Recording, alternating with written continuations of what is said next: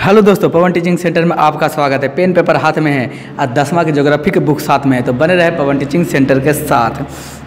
अगला देखते हैं जूट। जूट क्या?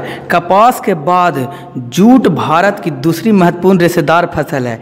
इसे सुनहरा रेशा गोल्डन फाइबर भी कहते हैं। इसे कौन रेशा? सुनहरा रेशा गोल्डन फाइबर भी कहते हैं। बाढ़ के मैदान फ्लड प्लेन में जब हर वर्ष नई उपजाऊ मिट्टी, कौन मिट्टी? उपजाऊ मिट्टी। हर बार जब नई उपजाऊ मिट्टी आती है तो इससे निरपेक्ष में, इसके निरपेक्ष में का निरपेक्ष होता है, तो इसमें जूट की फसल बहुत अच्छी होती है। इसके लिए चीका युक्त मिट्टी की आवश्यकता होती है। इसके लिए कौन मिट्टी की आवश्यकता होती है? चीका युक्त मिट्टी की आवश्यकता होती है। इसकी अन्य आवश्यकताओं गर्म एवं आर्द्र जलवायु, गर्म एवं आर्द्र जलवायु है तथा रेशा तैयार होने के बाद इसे सड़ाने के लिए पर्याप्त पानी की आवश्यकता होती है। जब इसके जूट की रेशा तैयार होते हैं, इसको सड़ाने के लिए क्या चीज़ की आवश्यकता होती है? पानी की आवश्यकता होती है। नदी का जल प्रवाह इसकी खेती के लिए उपयुक्त दशा प्रदान करता है। और नदी का क्या चीज़ होता है? उत्पाद है, जिसकी प्रमुख दशा का क्या करता है? उत्पादन करता है। यानी कि नदी का प्रवाह होगा तो इसका जो प्रयुक्त प्रदान करेगा।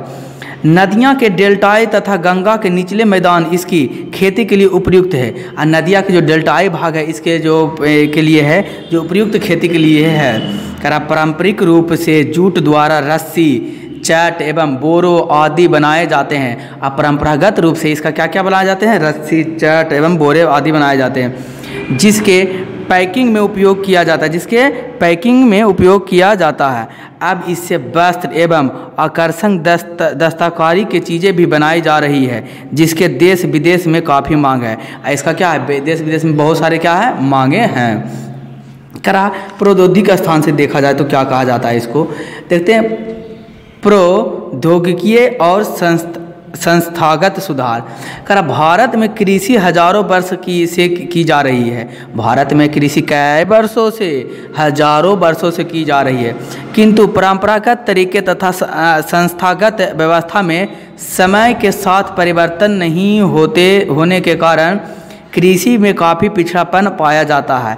यही कारण है कि इसमें बहुत सारे परिवर्तन ना होने के कारण कृषि में जो कृषि का नए नए तकनीक का न विकास होने के कारण इसमें बहुत सारे पिछड़ापन आते जा रहा है। जनाधिक्य के कारण जोतों का विखंडन हुआ है।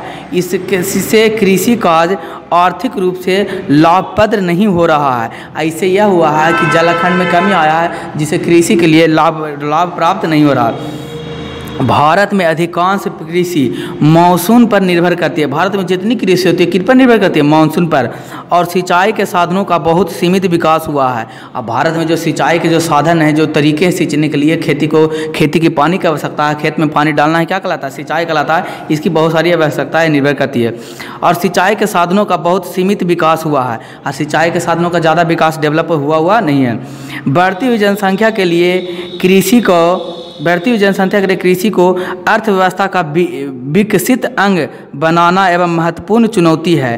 कृषि के लिए अर्थव्यवस्था को क्या चीज़ बनाना? विकसित बनाना एक क्या महत्वपूर्ण चुनौती बन के सामने आ रही है। इसमें तकनीकी एवं संस्थागत सुधार लाने की अत्यंत आवश्यकता है। इसमें कौन सुधार? तकनीकी एवं संस्थागत सुधार लाने की बहुत ही आवश्यकता है, क्योंकि इसके बिना कृषि में सुधार लाना अत्यंत कठिन है। क्योंकि इसके बिना क्या चीज़ करने के लिए, कृषि में सुधार लाने के लिए बहुत ही क्या चीज़ कठिनाइयों का सामना करना पड़ता है। स्वतंत्रता प्राप्ति के बाद जोतों की चकबंदी, जमींदारी प्रथा की समाप्ति तथा सहकारी को विकसित करने का भी प्रयास किया गया है। यही कारण है कि जो भारत में क्या चीज़ जोतने के तरीके और इसके जमींदारों की प्राप्ति को करने के लिए सहायता प्रदान किया गया है। प्रथम पंचवर्षीय योजना में भूमि सुधार को मुख्य रूप से लक्षित किया गया है, किंतु भूमि सुधार अधिनियम का क्रियान्वयन ठीक तरीके से नहीं हो सका है। इसका जो किंतु भूमि का जो सुधार किया गया है, ये क्रियान्वित तरीके से किया गया है। इसका सुधार अभी तक बढ़िया से नहीं हो पाया है। 1960 से 70 के दशक में कृषि में सुधार के लिए एक विषैले पैकेज भी लाई गई है। अगर इसका एक सुधार के लिए कृषि में बहुत सारे अच्छे सुधार के लिए एक विशेष पैकेज लाया गया। कौन पैकेज लाया? पैकेज मतलब होता है बहुत सारे सरकार के द्वारा दिया गया पैसा ही पैकेज कहलाता है। इसी पैकेज से गेहूं की कृषि में हरित क्रांति, कौन क्रांति, हरित क्रांति की शुरुआत हुई। इसके अंतर्गत उन्नत किस्म के संकर बीज, कौन बीज, संकर बीज, हाइब्रिड सीड, रासायनिक खाद, सिंचाई, कीटनाशक आदि का व्यापक प्रयोग कर खाद्य उत्पादन में अप्रतिगतिशील वृद्धि की गई है तथा खाद्य सुरक्षा में यह एक मील का पत्थर साबित हुआ है। इसी प्रकार से बहुत सारी चीज़ों की किया गया है, कह सकते हैं खाद्य सुरक्षा में एक प्रकार के पत्थर के साबित हुआ है। इसी दौरान श्वेत क्रांति, ऑपरेशन फ्लड, कौन क्रांति, श्वेत क्रांति, कौन फ्लड, ऑपरेशन फ्लड भी लाई गई, जिसके अंतर्गत दुग्ध उत्पादन में अप्रत्याशित वृद्धि हुई है। यही कारण है इसके लिए क्या हुआ, अधिक दूध का उत्पादन किया गया है। इस क्रांति को आगे बढ़ाने में सहकारिता विभाग पर भारत सरकार ने काफ़ी ध्यान दिया है। यही कारण है कि इस पर भारत सरकार ने बहुत सारे क्या दिए हैं, ध्यान दिए हैं, इसको सुधार के लाने के उद्देश्य से, सुधार करने के उद्देश्य से। करा 1980 से 1990 के दशक में व्यापक भूमि विकास कार्यक्रम शुरू हुआ है। करा 1980 से 1990 के बीच में क्या भूमि सुधार हुआ, व्यापक में बहुत तरीका से भूमि का सुधार किया गया। इसमें संस्थागत तथा तकनीकी विकास कार्यक्रम पर विशेष ध्यान दिया गया। कह सकते हैं इसके संस्थागत तकनीकी बेस पर ध्यान दिया गया। वर्षाधीन क्षेत्रों की कृषि की उन्नति का इसमें विशेष प्रयास किया गया। अब वर्षाधीन खेती है, इसके लिए क्या किया गया, इसके सुधार के लिए बहुत प्रयास किए गए हैं। प्राकृतिक आपदाओं से होने वाली क्षति में से किसान को सुरक्षित करने के लिए फसल बीमा योजना लागू किया गया है। अगर आप प्राकृतिक आपदाओं से होने वाले क्षति को रोकने के लिए किसान सुरक्षा करने के लिए फसल बीमा योजना लागू की गई। किसानों को कम दर पर ऋण उपलब्ध कराने के लिए ग्रामीण बैंक, सहकारी समिति एवं अन्य बैंक स्थापित किए गए हैं। इसको कम सुधार करने के लिए, इसमें ऋण उपलब्धता कराने के लिए, कम उधार देने के लिए इसमें सहकारी समिति का एवं अन्य बैंक की स्थापना किया गया। भारत सरकार ने, कौन सरकार, भारत सरकार ने किसान क्रेडिट कार्ड और व्यक्तिगत दुर्घटना योजना PAIS लागू किया है। करा भारत सरकार ने किसान क्रेडिट योजना क्या है सर, इस योजना के अंतर्गत आपको क्या किया जाएगा, मूल राशि दिया जाएगा, यानी कि फसल बीमा दिया जाएगा। इससे क्या होगा, आपको फसल लगाने के लिए पैसे की ज़रूरत है तो आप इससे निकाल सकते हैं पैसे। उसके बाद जब फसल तैयार हो जाए, फसल का बीमा तैयार हो जाएगा, फसल कटाई करने के बाद, बेचने के बाद इसका पैसा दे सकते हैं। इसलिए सरकार, इसलिए आपके पूंजी के लिए किसी दर किसी के घर में जाकर शुद्धि पर पैसा लेने की आवश्यकता नहीं, इसी द्वारा सरकार आपको पैसा दे देगा। व्यक्तिगत दुर्घटना योजना लागू किया गया। इसके अलावा दूरदर्शन और आकाशवाणी पर कृषि से संबंधित जानकारी को विभिन्न कार्यक्रमों के माध्यम से प्रस्तावित किया गया। इसी के द्वारा क्या किया गया, बहुत सारे कार्यक्रम चलाए गए जिसके द्वारा इस कार्यक्रमों पर प्रस्तावित किया गया है। बिचौलियों को शोषण से किसानों को सुरक्षित रखने के लिए न्यूनतम समर्थन मूल्य एवं कुछ महत्वपूर्ण फसलें के लिए लाभदायक खरीद मूल्य की सरकार घोषणा करती है। इसीलिए बिचौलियों से बचने के लिए, बिचौलियों से छुटकारा पाने के लिए सरकार न्यूनतम समर्थन मूल्य की स्थापना करती है, जिससे आपको कम से कम आप फसल उपजाएंगे तो कम से कम आपको इतना पैसा देना पड़ेगा। यानी कि सरकार कोई खरीदे चाहे नहीं खरीदे, बिचौलिया खरीदे चाहे व्यापारी खरीदे चाहे नहीं खरीदे, वो सरकार क्या करेगा, उसको उतना दाम पर न्यूनतम NPA खरीद मूल्य की सरकार ने, उस न्यूनतम समर्थन मूल्य पर सरकार क्या कर लेगा, आपको फसलों को ले लेगा। 1980 के दशक में कृषि प्रदेश योजना, एग्रो क्लाइमेट प्लानिंग की शुरुआत हुई। करा कि 1980 के दशक में क्या चीज़, इसको कृषि योजना एग्रो क्लाइमेट प्लानिंग पर क्या इसका शुरुआत होगी। कृषि विकास में प्रादेशीय संतुलन को बल मिला। यही कारण है कि कृषि प्रदेश में कृषि संतुलन को बल मिला। इस दशक में कृषि विविधता पर जोर दिया गया और यही कारण है इसमें क्या चीज़ किया गया, कृषि विविधता पर बल दिया गया। जैसे अधिक मूल्यों वाले औषधियों पौधों की खेती, अधिक मूल्यों वाले और पौधों की क्या चीज़ की खेती हुआ। कृषि में फसलों की खेती के अलावा दूधारू पशुओं का पालन, मुर्गी पालन, पशुपालन, मछली पालन आदि के लिए विकास को बहुत प्रोत्साहन किया गया। और बहुत सारे विकासों के लिए क्या किया गया, बहुत सारा प्रोत्साहन इसको किया गया। मछली पालन, मत्स्य पालन, सभी तरह के पालनों के लिए क्या किया गया, उपयोग में लाया गया। तो उपयोग में लाया गया। कृषि का राष्ट्रीय अर्थव्यवस्था, रोजगार और उत्पादन के योगदान। कृषि के अर्थव्यवस्था के रोजगार और उत्पादन में क्या योगदान है, कौन दान, योगदान। करा भारत कृषि प्रधान देश है। भारत कैसा प्रधान देश है? तो भारत कृषि प्रधान देश है होने के कारण भारतीय कृषि अर्थव्यवस्था में नींव के पत्थर की भांति महत्व रखी गई है। भारत कृषि प्रधान देश होने के बावजूद भी भारत में कृषि में तकनीक के विकास ज़्यादा नहीं हो पाया है। 2001 में देशों की लगभग 63% जनसंख्या कृषि रोजगार से प्राप्त करते थे। जब 2001 की बात किया जाए, किसकी बात? 2001 की बात किया जाए कि 63% जनसंख्या क्या चीज़ होता था, किस पर डिपेंड था? 63% जनसंख्या का रोजगार जो मिलता था कृषि के आधारित रोजगार पर प्राप्त था या रोजगार मिलता था। किंतु स्वतंत्रता प्राप्त के बाद से आज तक घरेलू उत्पादन में कृषि में योगदान लगभग घट रहा है। और जब स्वतंत्रता हुआ था, जब 1947 की बात किया जाए, जब हम लोग आज़ाद हुए थे, उसके हिसाब से देखा जाए तो इसका जो कृषि के योगदान है, जो सरकार में जो टैक्स दिया जाता है कृषि के योगदान द्वारा, उसमें क्या चीज़ हो रहा है? घटते जा रहा है, योगदान घटते जा रहा है कृषि से, क्योंकि अब खेती उतना नहीं हो पा रहा। पहले तो 63% खेती था, 63% जनसंख्या का क्या मिलता था? रोजगार मिलता था, लेकिन अब इतना नहीं मिल पाता है, जो एक चिंता का विषय है, जो कह सकते हैं क्या चीज़ का चिंता की विषय है। और उसके बावजूद भी आज भी भारत एक ऐसा देश है, कृषि प्रधान देश है। कृषि में गिरावट समाज के अन्य क्षेत्रों में गिरावट लाएगा तथा यह क्षेत्रीय विषमता को बढ़ावा देगा। यही कारण है कि बहुत सारे घटनाएं गिरावट लाकर तथा यह क्षेत्रीय विषमता को बढ़ावा देगा। यह सर्वथा कृषि पर आश्रित लोगों के हित में ही नहीं है। यह क्या कर सकते हैं? सर्वथा कृषि पर आश्रित लोगों के हित में नहीं है, कृषि के आश्रित लोगों के हित में नहीं है। कृषि के महत्व, किसके महत्व? कृषि के महत्व को समझते हुए भारत सरकार ने इसके विकास एवं वृद्धि के लिए इसके आधुनिकीकरण का प्रयास किया है। करा कि भारत जो है कृषि को मद्देनजर रखते हुए इसके विकास के लिए बहुत सारे काम किया, आधुनिकीकरण किया। आधुनिकीकरण मतलब क्या होता है सर? तो आधुनिकीकरण का मतलब यह होता है कि नए नए तकनीक के द्वारा नए नए बीजों का विकास करना, नए नए तरीके खेती करने की नई नई तकनीक का पैदा करना, जल्द कम समय में अधिक से अधिक पैदावार हो, फसलों की वृद्धि हो, ये सारी चीज़ों पर काम किया गया। इसके अंतर्गत भारतीय कृषि अनुसंधान परिषद एवं कृषि विश्वविद्यालयों की स्थापना किया। अब भारत में कृषि के लिए कृषि संसाधन खोजा गया कि किस तरीके से उसे अनुसंधान करके नए नए तकनीकों को लागू किया जा सके। विश्वविद्यालय की भी क्या किया दिया गया? स्थापना किया गया। पशु चिकित्सा सेवाओं तथा पशु प्रजनन केंद्र की स्थापना किया। अब पशु प्रजनन केंद्र यानी कि पशुओं के पशुपालन, मत्स्य पालन, मछली पालन, मुर्गी पालन, अंडा, ये सब भी किसके अंतर्गत आता है? कृषि के अंतर्गत ही आता है। तो पशुओं के प्रजनन की स्थापना किया कि पशुओं के प्रजनन को किस तरीके से वृद्धि किया जाए। जैसे गाय देते हैं, जल्दी प्रजनन नहीं कर पाता है, इसके लिए बहुत सारे तकनीक विकसित हो गए हैं, जिससे गाय का प्रजनन क्षमता बढ़ गई है।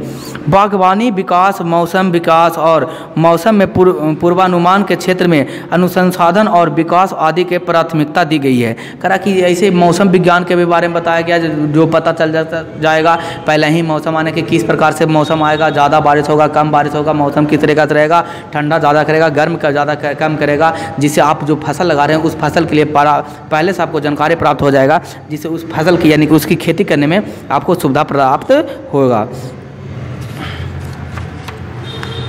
करा अगला जैसे करा, अब यहाँ पर एक डाटा दिया हुआ, डाटा के अनुसार हम लोग चेक करते देखते हैं कृषि सकल घरेलू उत्पादन में वृद्धि की। कृषि में 1980 से 1991 में 3.6% इसका सकल घरेलू उत्पादन में यानी जीडीपी में भारत का योगदान करता था, लेकिन 1992 से 2001 में देखा जाए तो 3.3, कितना घट गया? 0.3% का क्या हो गया? ह्रास हो गया, यानी कमी हो गया। उद्योग में देखा जाए, उद्योग 1980 से 1991 में 7.1% था, कृषि के उद्योग था। अब 1992 से 1 में देखा जाए तो 6.5% होकर रह गया।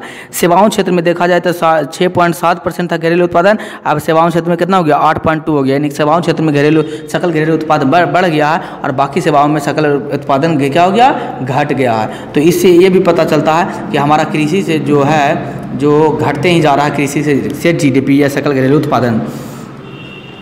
करा उपरोक्त तालिका से यह स्पष्ट है कि सकल घरेलू उत्पादन में वृद्धि हुई है, परंतु इससे देश में पर्याप्त रोजगार नहीं हुआ। सकल घरेलू उत्पादन में तो क्या हुआ? वृद्धि हुआ है कुछ क्षेत्रों में, लेकिन इससे रोजगार प्राप्त नहीं हुआ है।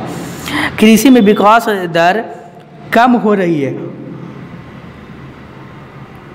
और यह स्थिति चिंताजनक है। और क्या हो रहा है? विकास देखा जाए, कृषि में विकास की दर देखा जाए तो क्या चीज़ होते जा रहा है? कम होते जा रहा है, स्थिर हो गया है, इसका ना तो बढ़ रहा है ना तो घट रहा, उतना ही रह गया, जो ये चिंताजनक है। आने वाले समय में बहुत सारी दिक्कत, परेशानी, समस्या, तकलीफ का सामना करना पड़ेगा।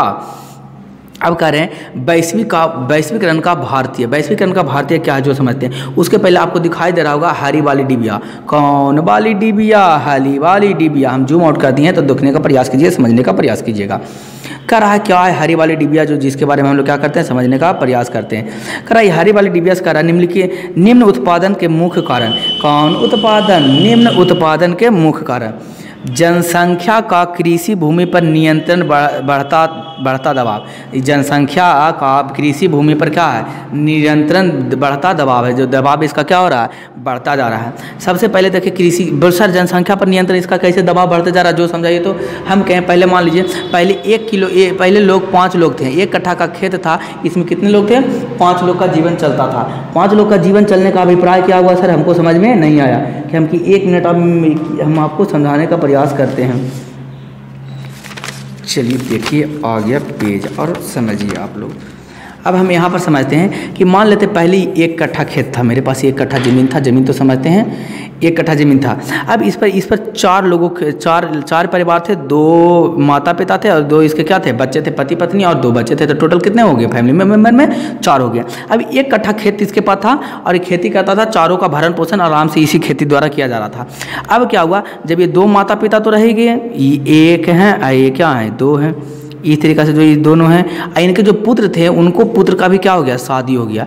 इनके पुत्र था, इनके पुत्र के शादी हो गया। ये दोनों पुत्र था, दोनों पुत्र का क्या हो गया, शादी हो गया। तो इनके पुत्र का शादी हुआ तो इनके साथ भी एगो जुट गए कन्याकुमारी है न, इनके साथ भी एगो जुट गए, ये प्लस में दोनों हो गया, इनके साथ भी एगो क्या हो गए, जुट गए हैं। डिवाइड कर देते हैं जिससे आपको पता चले इन दोनों साथ हो गया। तो आप फैमिली में कितने मेंबर हो गए, पहले 4 थे, अब कितने हो गए, 2 4 6 हो गए। कितनों की संख्या बढ़ गया, 2, लेकिन खेत बढ़ा नहीं, खेत तो क्या था 1 ही कट्ठा था, इस पर उतना ही है। अब क्या होगा, अब पहले कहाँ 4 लोग के खाना बन रहा है, 4 लोग का यहाँ से भोजन प्राप्त हो रहा था। अब यहाँ से भोजन कितने लोगों को प्राप्त करना पड़ेगा, 6 लोगों को। क्या जनसंख्या बढ़ा, अब इसमें जनसंख्या कैसे बढ़ा, तो पहले से तो यही होगा। चलो आप मानते हैं कि और इसमें चलते हैं, इसका 1 बच्चा हुआ और इसका भी 1 बच्चा हुआ, तो कितने हो गए टोटल, 2 4 6 अब 8। अब तो पहले 4 लोग था, अब कितने लोग हो गए, 8 लोग हो गए। 8 लोग होंगे तो क्या अब जनसंख्या बढ़ा, तो बोल हाँ सर अब समझ में आया, जनसंख्या क्या हो गया, बढ़ गया। तब पहले लोग 4 लोग 1 कट्ठा में अपना भोजन उत्पादन करते थे, अब कितने लोगों के लिए यही 1 कट्ठा में भोजन का उत्पादन करना पड़ेगा, 8 लोगों का, कै लोगों का, 8 व्यक्तियों का उत्पादन करना पड़ेगा। अब ये खेत तो वही है, अब इसमें क्या करना है, वही पौधा लगाएंगे तो 8 लोग के बराबर तो खाना भोजन प्राप्त होगा नहीं, तो अब क्या करना पड़ेगा, सर भोजन प्राप्त क्या, खेत से भोजन प्राप्त होता है, हम क्या अनाज तो इसी से ना प्राप्त होता है। अब इसके लिए क्या करना पड़ेगा, इसमें ऐसा बीज का उत्पन्न किया जाएगा, ऐसा बीज लगाया जाएगा जिससे क्या होगा, इतना खाद दिया जाएगा कि उर्वरकता बढ़ जाए और खेत में क्या अनाज क्या हो, ज़्यादा हो, जिससे लोगों 8 लोगों का भरण पोषण हो सके। तो क्या जनसंख्या बढ़ा तो खेती पर क्या हुआ, प्रभाव पड़ा कि नहीं पड़ा, क्या इस पर दबाव पड़ा कि नहीं है। अब इसको खेती, यही खेत तो उपजाएगा ना ये 8 लोगों के लिए, तो इसका इसलिए कह सकते हैं जब जनसंख्या बढ़ता है, जनसंख्या का दबाव, तो खेती पर, कृषि भूमि पर नियंत्रण पर दबाव बढ़ता है। दूसरा पॉइंट कर रहा है घटता कृषि भूमि क्षेत्र। अब क्या हुआ, घटता कृषि भूमि, घट कैसे रहा सर, जमीन तो नहीं था, घट कैसे जाएगा। हम चलिए अभी दोनों में क्या हो गया, बंटवारा हो गया। अब 3 प्राणी इधर और 3 प्राणी इधर। अभी खेत को भी तो 1 ही कट्ठा खेत है, 2 को भाग में बांटे पड़ेगा। अब 2 भाग में बांटे पड़ेगा इधर, तो 2 भाग हो गया। घटा कि बढ़ा, घटा तो बोल सर उतना ही लोग था। हम क्या अभी यहाँ पर कोनवा में घर बनाएगा ना जी, तो घर बनेगा तो क्या घरवा में खेती होगा नहीं, अब तो इतना ही दूर पर खेती हो पाएगा दोनों पर। जमीन घटा कि नहीं, कि भूमि का कमी हुआ कि नहीं हुआ, भूमि घटा कि नहीं घटा, घटा। तो हम कह सकते हैं कि भूमि का क्या होते जा रहा है, धीरे धीरे हाथ से भी होते जा रहा है। खेतों का छोटा आकार होते जा रहा है। अब छोटा आकार कैसे हो गया, बोल सर घट गया खेत आकार कैसे, पहले ही कहाँ एक बड़का इस तरह का प्लॉट था, अब क्या हो गया, घट कर क्या आया है, अब घट कर तो कम हो गया है, कम हो गया। जो बोल सर इसका मतलब क्या हुआ, जो कम हो गया है, तो कम हो गया, इसका मतलब यह हुआ कि अब घट कर क्या हो गया, अब इस इतना ही में, इतना में घर बन गया, इतना में घर बन गया। अब इधर 2 भागों में बट गया, अब छोटा छोटा भाग हो गया कि नहीं, तो घटता प्रभाव है कि नहीं, घट रहा है कि नहीं घट रहा, तो बोले हाँ सर घट रहा है। तो पहला जनसंख्या बढ़ेगा तो कृषि पर, भूमि पर दबाव भी बढ़ेगा। दूसरा घटता कृषि भूमि क्या होगा, कृषि भी घटेगा। तीसरा क्या होता, खेतों का छोटा आकार, खेतों का क्या चीज होते चला जाएगा, छोटा आकार होते चला जाएगा। चौथा भूस्वामित्व प्रणाली। अब पहले क्या था, भूस्वामित्व प्रणाली था, जिसका जमीन था उसी सब चीज करता था। अभी भी भूस्वामित्व प्रणाली है, जिसका जो जमीन का मालिक है वो अपना मनमानी करता है, जितना पर हुआ, जो बहुत सा जिसके पास जमीन नहीं क्या खेती कर पाएगा, उसके लिए उससे क्या लेगा, उधार ठेका लेगा, बटैया लेगा, जिससे करेगा तो भूस्वामित्व होगा। उसका तो कुछ लागत, जैसे मान लीजिए ये आपके पास 1 कट्ठा खेत है, मेरे पास भूमि नहीं है, हम खेती करना चाहते हैं, तो हम आपसे क्या किराए पर लेंगे, जिसको कहते हैं क्या चीज़ लेता, जिसको कहते हैं इजारा पर लेना। हम 1 साल के लिए लेंगे, 1,000 के लिए हमको मान लीजिए आप 8,800 रुपया लिए 1 कट्ठा का, तो ये 800 रुपया लिए। तो अगर मेरे पास ये ज़मीन रहता तो क्या ये 800 रुपया हमको आपको देने की ज़रूरत था? नहीं। अब हर एक साल 800 रुपया देने की ज़रूरत पड़ेगा? तो नहीं, तो हाँ साल देना पड़ेगा। तो क्या यहाँ पर बढ़ते जा रहा है कि नहीं? भूमि प्रणाली में स्वामित्व आ गया, जिसका भूमि है, अगर ज़मीन मेरा है तो अगर हम करेंगे खेती तो करना आसान है, अगर किसी दूसरे की ज़मीन से ले रहे हैं तो करना थोड़ा सा क्या हो जाता है, कठिनाई हो जाता है, महंगा पड़ जाता है। 5वां पॉइंट में कह रहा है सिंचाई की कम और अनिश्चित सुविधा। सिंचाई की क्या हो रहा है, कमी हो रहा है। सिंचाई यानी कि पानी की मात्रा घटते जा रही है, सिंचाई कम होते जा रहा है, जिससे अनिश्चित क्या होता है, सिंचाई की कमी आने के कारण अनिश्चित सुविधाएं प्राप्त हो रहे हैं, यानी कि सुविधाएं क्या होते जा रहे हैं, कम होते जा रहे हैं सिंचाई का। 7वां में करा कृषि योग भूमि का निम्नीकरण। उसका निम्नीकरण, कृषि योग भूमि का निम्नीकरण। तो कृषि योग भूमि का निम्नीकरण क्या है, जिसके बारे में हम लोग क्या करते हैं, समझते हैं। करा 7 में करा कम भूमि में कम पूंजी निवेश। कौन पूंजी निवेश, कम पूंजी निवेश। कृषि योग भूमि का निम्नीकरण करा कम पूंजी निवेश। करा कम पूंजी निवेश क्या है, जो समझेगा। करा कम पूंजी निवेश, इसमें क्या चीज़ होता है, अगर आपके पास पैसा नहीं है, आप खेती में कर रहे हैं, खाद कम मात्रा में देंगे, पैसा कम मात्रा में लगाएंगे, बीज अच्छा गुणवत्ता वाला नहीं लेंगे, यानी कि पैसा कम लगाएं, तो क्या आपका खेती बढ़िया से हो पाएगा? नहीं। यानी कम निवेश कीजिएगा तो खेती बढ़िया से कर पाइएगा? नहीं। करा 9 में आधुनिक कृषि तकनीक। करा आधुनिक कृषि तकनीक क्या है, हाइब्रिड स्पीड, कीटनाशक, रासायनिक खाद आधुनिक का सीमित उपयोग है। करा जो आधुनिक तकनीक कृषि क्या है, हाइब्रिड सीड क्या है, आधुनिक तकनीक समझिएगा। सबसे पहले कैसा सीड होना चाहिए, बीज क्या कैसा होना चाहिए, बीज जो लगाने के लिए हाइब्रिड होना चाहिए, कम समय में ज़्यादा पैदावार करे और कम समय में पैदावार करे। दूसरा उसके लिए क्या करना चाहिए, कीटनाशक छीटेंगे, पौधा जब लगाएंगे खेत में, अच्छा बीज लगा लिए, हाइब्रिड वाला बीज लगा दिए और क्या किए, और उसमें जब बीज में कीड़ा लग गया पौधे में, हम छिटाई नहीं कर रहे हैं, तो क्या चीज़ हो जाएगा, बढ़िया से हो पाएगा? नहीं हो पाएगा। इसलिए कीटनाशक भी उसको बचाने के, पौधे को बचाने के लिए कीटनाशक का उपयोग करना पड़ेगा। रासायनिक खाद आधुनिक यंत्र, रासायनिक खाद का भी प्रयोग करना पड़ेगा। फसल को बिना हम लोग आज लगा देंगे फसल और सोचेंगे अपने से फसल उग जाए तो क्या हो पाएगा? नहीं हो पाएगा। उसके लिए हमको खाद देना पड़ेगा, समय समय पर सिंचाई करना पड़ेगा, उसकी निकाई करना पड़ेगा, कोड़ाई करना पड़ेगा, ये सारे खाद देना पड़ेगा। आधुनिक तकनीक के में अंतर्गत आता है। करें इसका सीमित है, इसका आधुनिक तकनीक सीमित होने के कारण भी क्या कह सकते हैं, आधुनिक जो उत्पादन में मुख्य कारण है, ये कह सकते हैं उत्पादन का, ये अगर इसमें सुविधा होगा तो उत्पादन में बढ़ाया जा सकता है, यदि ये सब सुविधा नहीं होगा तो उत्पादन में कमी आ सकता है। करा 10 में कृषि शोध एवं प्रचार एवं प्रसार तंत्रों अच्छी स्थितियों में नहीं होना। अब कृषि का जब शोध होया, नया तकनीक आया, नया बीज आया, तो प्रचार उसका होएगा नहीं, तो हमको कैसे पता चलेगा, चाहे आपको कैसे पता चलेगा कि मार्केट में नया बीज आया है? आप जाके या तो दुकान पर पूछिएगा तभी पता चलेगा, ऐसे टीवी में, न्यूज़पेपर में प्रचार आएगा, प्रचार के माध्यम से आप पढ़िएगा, देखिएगा तो समझ में आएगा कि नया नया तकनीक आ रहा है, नए नए बीज आ रहे हैं, नए नए खाद आ रहे हैं, जिससे उर्वरकता क्षमता क्या हो जाएगा, बढ़ जाएगा। करा कि 11वां करा कृषि उत्पादन को उचित मूल्य ना मिलना। अब कृषि उत्पादन किए, इतना लागत लगाएं, पैसा लगाएं, पूंजी लगाएं, सारा काम किए, उसके लिए रहने के लिए उसको हर एक समय पर सिंचाई भी किए, उर्वरक खाद दिए, कीटनाशक अच्छा बीज का चयन किए थे, कीटनाशक दिए, कुड़ाई किए, निकाई किए, जुताई करें, फसल हो गया, और उसमें क्या किया जाए, और सब चीज़ फसल ला के, फसल को घर में ला के काट के अच्छा से तरीका से रख दिए। अब उसको बेचने गए तो उसका मूल्य ही नहीं प्राप्त हो रहा, पता चला सारा चीज़ को लागत लगा 10,000 और बिक रहा 8,000 में, और तो उतना दिन से खट रहे हैं तो खेत में जो अलग, यानी कि क्या है लाभ, उल्टा से क्या पड़ेगा, इसका तो उल्टा प्रतिक्रिया हो गया, यानी कि कहने बोले लॉस हो जाएगा, हानि हो जाएगा। इसलिए कह सकता है कृषि उत्पादन में जो भी हम लोग कमाते हैं उसका मूल्य अच्छा से मिल पाता नहीं है। करा 12 में सालों भर काम का अभाव। कृषि में जो कृषि लोग करते हैं, जो खेती करते हैं, उसको सालों भर काम का अभाव रहता है। बोल सर कैसे काम का अभाव रहता है, तब बताते हैं कैसे काम का अभाव रहता है सालों भर। मान लीजिए खेती एक साल में कितने बार खेती होते हैं, एक खेत पर एक साल में 3 बार खेती किया जाएगा, ये 3 फसल हो जाएगा, यानी 3 फसल हो गई हैं, तो ये हमेशा तो खेती में थोड़ी ना काम रहता है। काम में जब फसल लगा तब काम रहा, यानी कि 4-5 दिन फसल लगाना उसके लिए काम रहेगा, फिर तो कोई काम नहीं है खेत में, फिर बैठल रहे, फिर सिंचाई करते रहिए, सप्ताह में एक बार सिंचाई करते रहिए, 8 रोज 10 रोज में एक बार। उसके बाद क्या कीजिए, सिंचाई करने के बाद क्या करना है, इसको छोड़ देना है। क्या छोड़ देना है, सिंचाई करने के बाद इसको छोड़कर फिर इंतजार करना है पकने उकने का, कीटनाशक देना है, देखभाल करते रहना। उसके बाद क्या चीज़ देखना है, अंतिम में कटाई का आना था। तो बीच में जो बैठे रह गए तो क्या बेरोजगार बैठे रहेंगे, उसमें तो कोई काम हो नहीं रहा, खेती ना तो कृषि में काम हो रहा, नहीं कहाँ और काम हो रहा। तो कृषि में मुख्यतः क्या है, अगर साल भर में देखा जाए तो मुख्यतः 2 या 3 महीना से ज़्यादा काम नहीं मिलता, बाकी साल क्या रखना पड़ता है। यहाँ के लोगों लेबर मजदूर भी बैठे रह जाते हैं। बोल जैसे सर मान लीजिए हम ये कृषि है तो इसमें हम मजदूर लगाएंगे, तो जब खेती जब बीज का रोपण होगा तो उसमें भी मजदूर काम करेगा। उसके बाद फिर बीज रोपण हो गया तो फिर मजदूर का क्या काम है, कुछ नहीं काम है। फिर 8 रोज के बाद एक सिंचाई होगा, तो ये तो 7 रोज बैठे, मान लेते हैं 8 रोज के बाद हम सिंचाई मजदूर से करवाते हैं, तो 8 रोज के बाद सिंचाई करवाना है तो 8 रोज, बाकी 7 दिन जो बैठल है उसका क्या होगा, क्या करेगा। तो यहाँ पर से अब फिर मान लीजिए अब फसल पक गया, फसल पकने के बाद कटाई में काम आता है, किसान मजदूर का काम आएगा। तो मजदूर में कटाई कराया, कटाई के जो बीजारोपण से कटाई के बीच में जो अवधि है, जो समय है, वो क्या खाली समय है, तो उसमें कुछ कर पाएंगे नहीं कर पाएंगे। इसलिए कहा जा सकता है, कह सकते हैं कि क्या चीज़ इसमें बेरोजगारी की क्षमता ज़्यादा है। यानी कि अगर देखा जाए औसतन देखा जाता है कि साल भर में कृषि में कार्य कितना 2 या 2.5 महीना ज़्यादा नहीं काम मिलता है। कृषि में वाणिज्यीकरण का अभाव, तो कृषि में वाणिज्यीकरण जो है, जो पूंजी लगाने वाले लोग इसमें कम मिलते हैं, इसमें बहुत कम ही मिला जाता है। ये वाणिज्यीकरण का क्या है, अभाव है। तो ध्यान देने योग्य बात दोस्तों, अगर आप वीडियो अच्छा लगा तो लाइक और शेयर सब्सक्राइब करना ना भूलें। बने रहे पवन टीचिंग सेंटर के साथ, पढ़ते रहें, यूँ आगे बढ़ते हैं। अंत में मैं यही कहूँगा, छोटे को प्यार करें, बड़े को सम्मान करें, अपना व्यक्तित्व इस तरीके से काम रखें कि आपके साथ रह रही स्त्री भी सुरक्षित महसूस कर सके। तो अंत तक आपका वीडियो देखने के लिए धन्यवाद। पवन टीचिंग में आपका स्वागत है।